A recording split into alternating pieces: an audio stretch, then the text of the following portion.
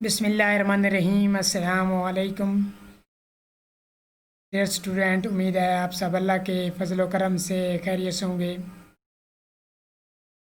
आज हमारा non aqueous solvent का लास्ट टॉपिक है molten salts as a non aqueous solvent. Ionic salt भी कहते हैं और आयनिक लिक्विड भी, लेकिन बाज़ों का मोल्टन साल्ट और आयनिक लिक्विड में थोड़ा इंटरचेंजेबल यानी कि डिफरेंस रखते हैं कि आयनिक लिक्विड क्या होते हैं। आयनिक लिक्विड वो लिक्विड जो इक्वल टू और लेस देन 373 केल्विन टेम्परेचर पे हों, या आप बात कर सकते हैं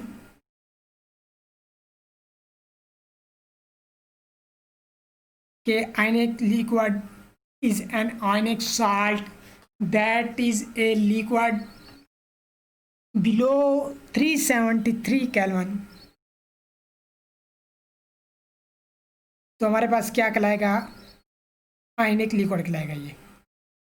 मोल्टन साल्ट सॉल्वेंट सिस्टम की बात करें, a eutectic is a mixture of two substance. Definition आ सकती है यूटेक्टिक की।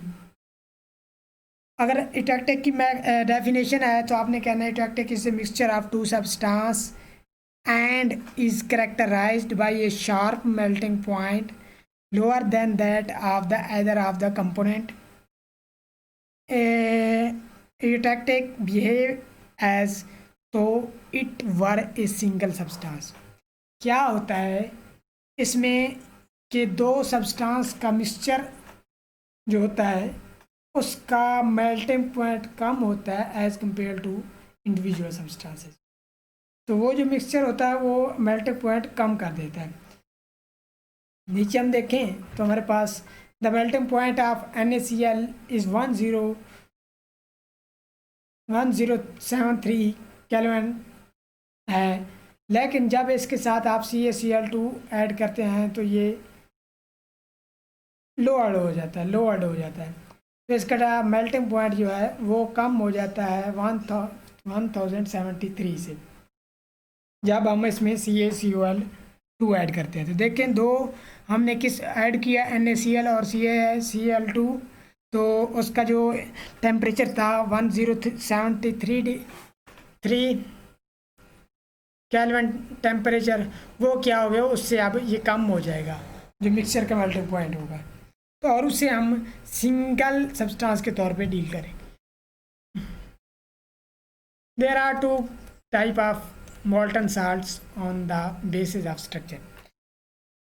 मोल्टन साल्ट को हम दो ग्रुपों में क्लासिफाई करते हैं स्ट्रक्चर की बेस पे, ग्रुप 1 और ग्रुप 2। अगर ग्रुप 1 की बात करें तो ग्रुप 1 हमारे पास अल्काइल हैलाइड्स होते हैं, अल्कली हैलाइड्स यानी कि फर्स्ट ग्रुप के हैलाइड जो हैं वो होते हैं जिनमें स्ट्रॉन्ग हम देखते हैं कि, और इसमें वेरी इंपॉर्टेंट जो चीज़ है कि आयनिक बॉन्ड होता है और due to strong electrostatic forces भी होती हैं। On melting very little change take place and their structure material.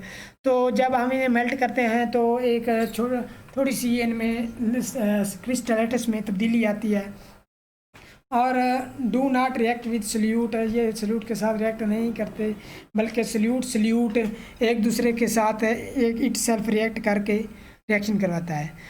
और जब हम किसी भी सल्यूट को इन सॉल्वेंट्स में डालते हैं तो ये number of concentration of anions को बढ़ा देते हैं एज़ कम्पेयर टू वाटर।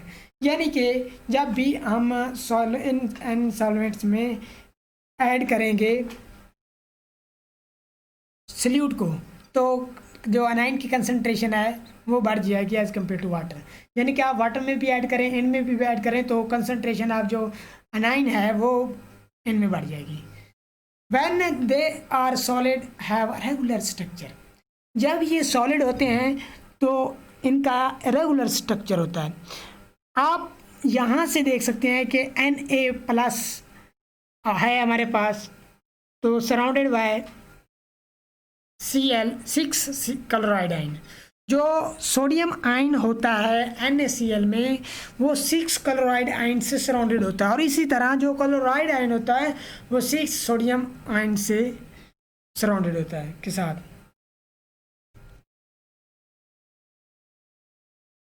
उसके बाद अगर देखें जब भी हम इनको मेल्ट करते हैं तो कोऑर्डिनेशन नंबर डिक्रीज होता है 6 to 4।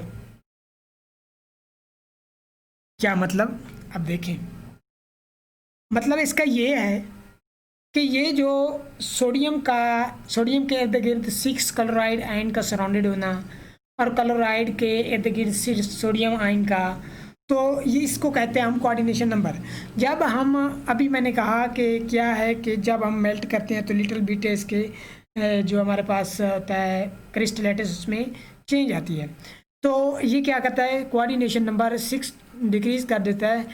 NaCl के केस में उसका कोऑर्डिनेशन नंबर 6 है तो वो चेंज होता है 4 में। वेरी गुड इलेक्ट्रोलाइट होते हैं due to higher number of ions. जितने ज़्यादा आप आयन बनते जाएंगे उतना ही वो गुड इलेक्ट्रोलाइट होगा। लॉन्ग रेंज स्ट्रक्चर डिस्ट्रॉय, जो लॉन्ग रेंज स्ट्रक्चर होंगे वो डिस्ट्रॉय होते हैं, बट जो शॉर्टर स्ट्रक्चर होते हैं वो मेंटेन रखते हैं, इतना डिस्टर्ब नहीं होते, डिस्ट्रॉय नहीं होते। We find the number of ions, इसके ज़रिए हम नंबर ऑफ आयंस भी मालूम कर सकते हैं।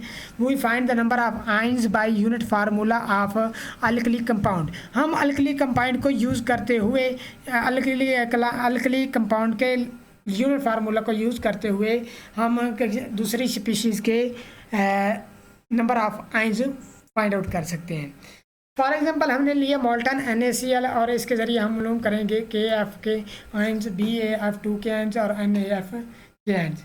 अगर हम जब KF को जब डालेंगे NaCl में, मोल्टन NaCl में, तो हमारे पास 2 टाइप के 2 आयन बनते हैं, मतलब 2 टाइप के आयन होते हैं, यानी कि इसकी क्या है नंबर ऑफ आयंस 2 आएंगे। और इसी तरह जब BaF2 को NaCl में डालेंगे तो हमारे पास नंबर ऑफ आयन जो हैं वो 3 डिटेक्ट होते हैं। इसी तरह जब NaF को डालें तो हमारे पास नंबर ऑफ आयन 1 होता है। अब इस केस में 1 क्यों हो रहा है ज़रा सोचें, क्योंकि इसी को NaF को हम NaCl में डाल रहे हैं तो उधर भी ऑलरेडी उसके पास से पहले सोडियम आयन थे और इसके पास भी सोडियम आयन है, तो इस दोनों के पास सोडियम आयन होने की वजह से क्या है कि ये कॉमन आयन कहलाएगा, और जो कॉमन आयन होगा वो not consider as a foreign particle, तो उसे हम फॉरेन पार्टिकल के तौर पे कंसीडर नहीं करते। इसलिए हमारे पास सिर्फ फ्लोराइड आयन है, तो जिसकी वैल्यू उन्होंने इसीलिए सिंगल कहा गया कि इसकी वैल्यू क्या है, सिंगल है। सेकेंड ग्रुप की बात करें, covalent bonding is very important in second group. जब भी इन्हें हम मेल्ट करते हैं सबसे पहले ये सेपरेट आउट होते हैं। सेपरेट आउट जब फिर इसे फर्दर हीट करते हैं तो इनमें ऑटो आयनाइजेशन होती है। अब ऑटो आयनाइजेशन अगर देखें, हमारे पास मर्क्यूरिक हलाइड है 2Hg2X2 मर्क्यूरिक 2 हलाइड, तो इसके आयनाइजेशन आप देख सकते हैं Hgx प्लस है और Hgx3 नेगेटिव है। तो जैसे हम पिछले सॉल्वेंट्स में देखते हैं इसकी भी उसी तरह सेम आप देख सकते हैं 2Hg। अब यहाँ पे X क्या है, हलाइड्स हैं, तो कोई भी आप हलाइड ले सकते हैं। तो यहाँ आप एक दूसरी एग्जांपल देख सकते हैं रिएक्शन, जिसमें क्या लिया गया है, Br2 को लिया गया है 2HgBr2। इसकी ऑटो आयनाइजेशन होगी तो क्या बनेगा, HgBr प्लस में HgBr3 नेगेटिव। मर्क्यूरिक 2 हलाइड क्या है, एक एप्रोटिक हलाइड है। अब ये इसकी ऑटो आयनाइजेशन तो हमने देख ली, आप देख सकते हैं बिल्कुल उसी तरह है जिस तरह हमने पहले सॉल्वेंट की है। और उसके बाद हम करते थे एसिड बेस रिएक्शन कि कब ये एसिडिक बिहेवियर होगा और कब बेसिक बिहेवियर होगा, तो चलते हैं उसकी तरफ। और न्यूट्रलाइज कब होगा, जब ऐसी स्पीशीज़ जो इसके साथ ऐड होने पे Hgx प्लस दे या कंसनट्रेशन ऑफ कैटाइन बढ़ाए तो हम क्या कहते हैं, ये एसिडिक इन नेचर है। और वो जो अनाइन की कंसंट्रेशन बढ़ा है HgX3 नेगेटिव हमें दे तो बेस की बढ़ जाती है, बेसिक इन नेचर होता है वो। जो HgX3 नेगेटिव हमें दे वो बेसिक इन नेचर होगा। चलते हैं एग्जांपल देखते हैं। HgClO4 है प्लस में HgX2 है और इसने हमें क्या किया 2HgX प्लस और प्लस में 2ClO4 नेगेटिव है। तो आप बताएं क्या ये एसिडिक नेचर है या basic?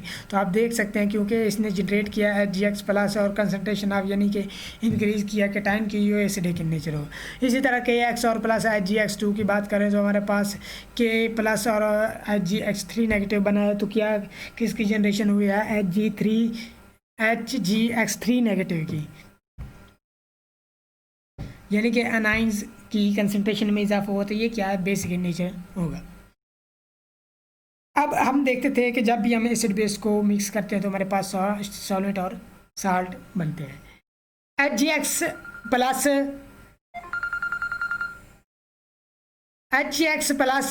Plus ClO4 negative plus क्या है K plus plus HgX3 negative. अब जो पहले है हमारे पास HgX प्लस और ClO4 नेगेटिव, और ये हमारे पास एसिडिक जो था वो है, और जो हमारे पास बेसिक था वो उसका क्या है? K प्लस और HgX3 नेगेटिव बेस को रिप्रेजेंट कर रहा है। तो एसिड बेस रिएक्शन करवाया तो हमारे पास 2HgX2 बना है और प्लस में K plus plus ClO4 negative बना है। तो आप यहाँ से देख सकते हैं कि हमारे पास HgX2 सॉल्वेंट बन गया है उसी तरह, और साथ में हमारे पास K plus and plus ClO4 negative हमारे पास साल्ट्स बन गया। मेटल क्लोराइड की बात करें, मेटल क्लोराइड को जब हम रिएक्ट कराते हैं एल्यूमिनियम क्लोराइड के साथ तो हमारे पास 2M प्लस और प्लस 2 टेट्राक्लोरो एल्यूमिनेट बनता है। मेटल क्लोराइड को हमने सॉल्वेंट के तौर पे यूज़ किया है और साथ में हमने उसमें सल्यूट डाला है। अब जो है टेट्राक्लोरो एल्यूमिनेट यानी कि 2AlCl4 नेगेटिव, उसकी हम ऑटोआयनाइजेशन करवाएं तो हमारे पास बन जाता है Al2O7 प्लस और प्लस में क्लोराइड आइन। अब हम जानते हैं कि जब क्लोराइड कैटाइन के concentration of cation, number of cation और नंबर ऑफ एनाइन इक्वल हो तो वो क्या होता है? न्यूट्रलाइज। तो ये हम जो रिएक्शन है ये कंडक्ट करा रहे हैं 175 डिग्री पे। नंबर ऑफ कैटाइंस और एनाइंस आर इक्वल, जब नंबर ऑफ एनाइंस और कैटाइन इक्वल होंगे तो ये न्यूट्रल होगा। Acid and base are equal in concentration then they are neutralize. जब एसिड और बेस की जो है इक्वल होगी कंसंट्रेशन, वो हमारे पास क्या कहलाएगा? न्यूट्रलाइज होगा वो।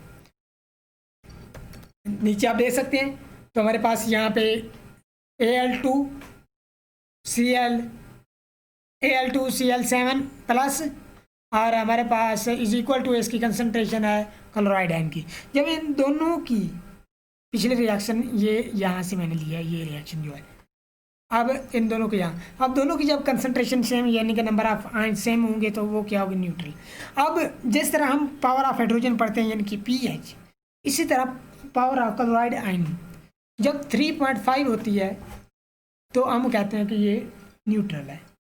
जब भी इसी तरह power of chloride ion greater than 3.5 होगी तो हम कहेंगे एसिडिक है। और जब हम देखते हैं कि दूसरा power of chloride ion less than होगी 3.5 से तो बेसिक इन नेचर होगा। नेक्स्ट हम देख लेते हैं रूम टेम्परेचर पे। अब क्योंकि मोस्टली जो वॉल्टन साल्ट्स हैं वो हाई टेम्परेचर पे लिक्विड फॉर्म में होते हैं, लेकिन कुछ ऐसे भी हैं जो रूम टेम्परेचर पे भी लिक्विड फॉर्म में होते हैं। Some salts are liquid at or near room temperature. कुछ साल्ट ऐसे हैं जो लिक्विड फॉर्म में होते हैं एट या नियर द रूम टेम्परेचर। जिसमें से हमने एक एग्जांपल लिया है अल्काइल पेरिडिनियम क्लोराइड, और इसका रिएक्शन करवाया है, इसको सॉल्वेंट के तौर पे यूज़ किया है और एल्यूमिनियम क्लोराइड के साथ। तो जो इसका प्रोडक्ट है वो बिल्कुल सेम होता है अल्कली मेटल टेट्राक्लोरो एल्यूमिनेट की तरह, यानी कि MaCl4। तो बट लेकिन एक है, they are often liquid. Chemistry and these melts is very similar to that N M क्या है, यह मेटल है अल्कली, और एल्यूमिनियम और Cl4, एक्सेप्ट ये बिल्कुल इसकी केमिस्ट्री जो है, ये जो हम ऊपर देख लें जो इनका जो कि रूम टेम्परेचर पे लिक्विड के तौर पे हैं, तो इनकी जो केमिस्ट्री है वो बिल्कुल MaLCl4 की तरह होती है। फ़र्क सिर्फ इतना होता है कि वो 25 डिग्री पे कैरेड आउट होता है ये, सॉरी, और वो जो है 175 डिग्री सेल्सियस पे होता है। कौन सा जो अभी हम देख रहे हैं ये 25 डिग्री पे यानी कि रूम टेम्परेचर पे होता है, और जो हमारे पास MaLCl4 है वो 175 डिग्री पे होता है। बस ये इनमें फ़र्क है। अब ज़रा बात कर लेते हैं, बहुत इंपॉर्टेंट चीज़ है क्या, tetrachloroaluminate. Tetrachloroaluminate is very useful for the study of transition metal, for the study of properties of transition metal used as a solvent. अगर हम टेट्राक्लोरोअल्यूमिनेट को सॉल्वेंट के तौर पे यूज़ करते हुए इसके हम ट्रांजिशन मेटल की प्रॉपर्टीज़ को स्टडी कर सकते हैं। तो बट लेकिन प्रॉपर्टीज़ को स्टडी तो कर सकते हैं, लेकिन एक प्रॉब्लम है। वो प्रॉब्लम ये है कि ये हाइग्रोस्कोपिक है और क्या है, मॉइस्चर ऑब्जर्व कर रहता है, और ये एक न्यू कंपाउंड की फॉर्मेशन होती है, न्यू मॉलिक्यूल का। अच्छा क्या है कि AlCl4 नेगेटिव प्लस H2O क्या बना, Cl2AlO नेगेटिव, ये एक न्यू कंपाउंड बना प्लस में 2HCl। अब इसी न्यू को मैंने लिया है, रेड कलर दिया है ताकि इधर आपको समझ आ जाए। दूसरे रिएक्शन में आप देख सकते हैं Cl2AlO नेगेटिव प्लस में TiCl6 है। अब यहाँ पे देखें जब इसका रिएक्शन करवाएंगे, अब ये जो न्यू कंपाउंड है ये ट्रांजिशन मेटल हैलाइड के साथ रिएक्ट करके इम्प्योरिटीज़ बना देता है। अब देखें इसका क्या ड्रॉबैक है कि ये एक तो हाइग्रोस्कोपिक है, हाइग्रोस्कोपिक के साथ जब मॉइस्चर ऑब्जर्व करता है तो एक न्यू कंपाउंड बनता है। वो जो न्यू कंपाउंड होता है, न्यू प्रोडक्ट होता है हमारे पास, वो मज़ीद किसके साथ, ट्रांजिशन मेटल हैलाइड से के साथ रिएक्ट करके इम्प्योरिटीज़ बनाता है। और साथ में हमने देखा इम्प्योरिटीज़ क्या है, हमारे पास TiOCl4 2 नेगेटिव, और प्लस में हमारे पास AlCl4 नेगेटिव बना है, जो कि हम देख सकते हैं कि दोबारा से हमें अचीव हो गया है उसी तरह। अब इस इम्प्योरिटीज़ को रिमूव कैसे कर सकते हैं, इस इम्प्योरिटीज़ को हम रिमूव कर सकते हैं, remove this proper impurities by using phosgene quantitatively. तो फॉस्जीन गैस को हम यूज़ करते हुए इस इम्प्योरिटीज़ को रिमूव कर सकते हैं। नीचे आप देख सकते हैं कि वही इम्प्योरिटीज़ दी हुई है, इम्प्योरिटी दी हुई है TiO, सॉरी यहाँ पे मैंने O नहीं लिखा, आपने O लिख लेना, TiOCl4 है 2 नेगेटिव प्लस में OCCl2, और आगे हमारे पास है TiCl6 2 नेगेटिव और प्लस में CO2। अब ये कैसे बने हैं, अब गौर से देखो, TiOCl4 यहाँ पे आपने O लिखना है, लाजमन लिखना है यहाँ पे O 2 नेगेटिव। अब देखें Cl4 है तो इसने फॉस्जीन जो हमारे पास है उससे इसने Cl2 लिया, इसके साथ अटैच हुआ तो क्या बनेगा TiCl6, और जो इसके पास O था वो इसने अटैच हो गया CO के साथ, फॉस्जीन के CO के साथ, तो बन गया CO2। तो नीचे भी आप इसकी एग्जांपल दे सकते हैं। तो ये था आज का हमारा लेक्चर, तो कोशिश किया करें साथ साथ राइट करते जाएंगे, और आपको ये भी पता है कि हमारे एग्ज़ाम बहुत ही करीब आ गए हैं, तो इसलिए अपनी तैयारी अच्छी तरह जारी रखें। थैंक यू, अल्लाह हाफिज़। और इसके साथ ही हमारा चैप्टर आज का एंड हुआ।